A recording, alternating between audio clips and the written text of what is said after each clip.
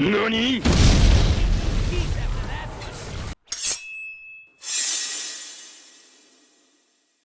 What's up, Guardians? Anforge here, and welcome to my Titan Missile Jack-of-all-trades build for Gambit.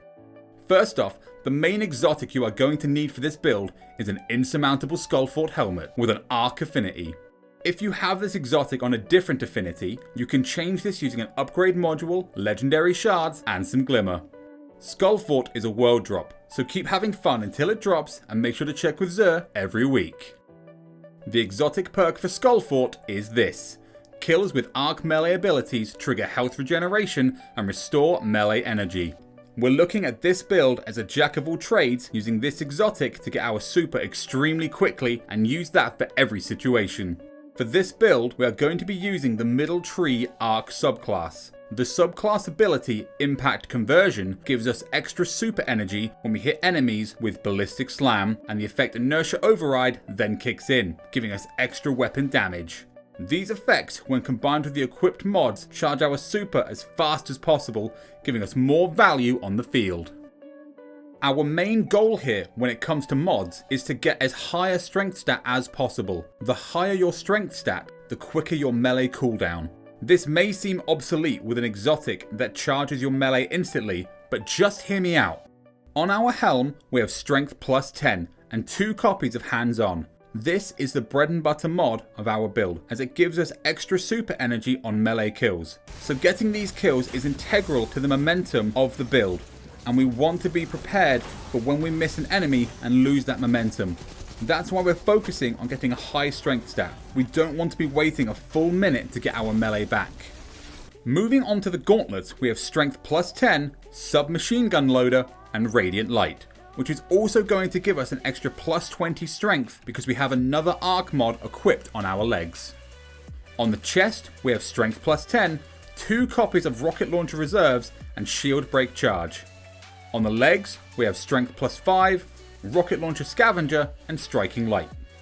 On our mark, we have strength plus 10, distribution, and taking charge.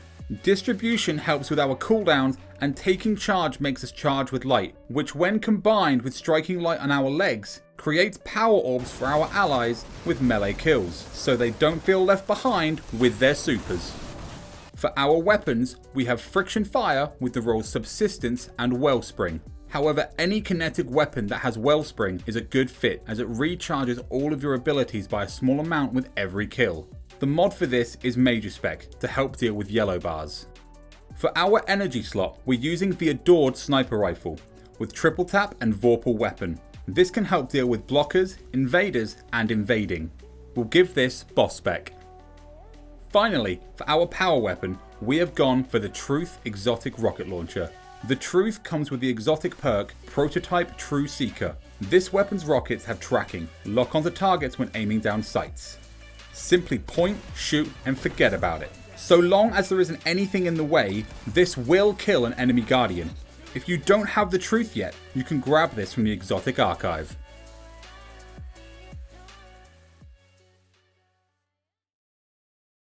Now, let's talk strategy. Straight out of the gate, we want to be running for the first lot of enemies. Grab some height and use our melee ability to slam back down. We want to be aiming for red bar enemies, as these will die in one hit. The bigger the group, the better. This will recharge our melee again, so we can sprint, jump, and slam back down on another group as much as we can. Building our super quickly and generating orbs for our allies so they can do the same. If we lose our melee charge by not killing an enemy, the wellspring effect from our kinetic weapon and our high strength stat will help us get this back as quickly as possible.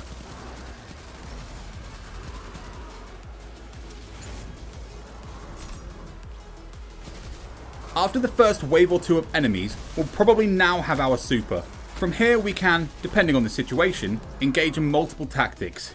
1. Invade using our super and any power ammo, resetting our opponent's early game momentum. 2. Annihilate the high value target, accelerating our team's banking. 3. Kill an eager invader. That'll teach them to try and get the drop on us. 4. Wipe out a group of enemies for more quick motes. And 5. Kill any troublesome blockers, allowing our team to keep banking.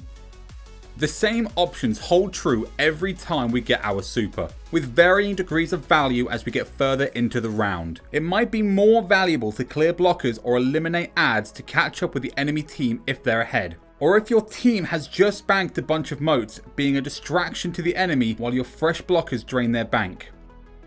We should try to constantly evaluate our super's usage as we're building it, so we don't waste time thinking about it when it happens. We want to keep this strategy until we get to the Primeval stage, at which point we want to be a constant invader on the enemy team. We don't have a huge amount of boss damage with this weapon loadout, so we give our team value by keeping the enemy team driven back. If a friendly Guardian has invaded instead of us, get better teammates. We want to always be ready to deal with enemy invaders with our super, sniper rifle, or the truth. We should mainly assist our damage dealing team members by clearing any blockers or envoys. This also gives us a chance to clear adds with our melee ability, giving us a faster super. When the boss is low on health, we can empty our truth power weapon into the Primeval, finishing it off with our super for the win. This particular build is slightly invader focused, but you can change the weapons to fit your playstyle. My recommendations would be the Xenophage. This allows you to 2-tap Guardians while invading, but also has huge DPS against bosses for an invader/reaper approach. The Monte Carlo. This is a medium range weapon which quickly recharges your melee, allowing you to start your melee cycle again very quickly. With less effectiveness against Guardians, this is more of a collector. If you're a crack shot, the 1 crit kill for the Cloud Strike and its large magazine capacity allow for effective invasions, while doing decent damage to a boss if you hit multiple crits quickly.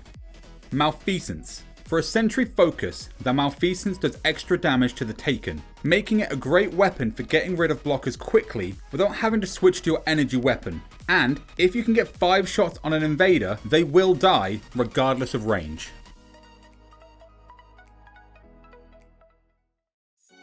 This build is an absolute powerhouse when it comes to super generation. It is possible to get 4 supers in a single match, and each one can easily turn the tide of battle in your favour. Best of all though, it's just fun. Who doesn't want to fly through the air, find the lone Guardian with 15 motes, and just nuke him? If you want to have fun with Gambit, this is the build for you. I hope you guys liked the video. Let me know how you would adjust this Jack of all trades build and what exotic subclasses or playstyles you'd like me to build next in the comments down below. And if you like this, don't forget to like and subscribe, and I will see you in the next video.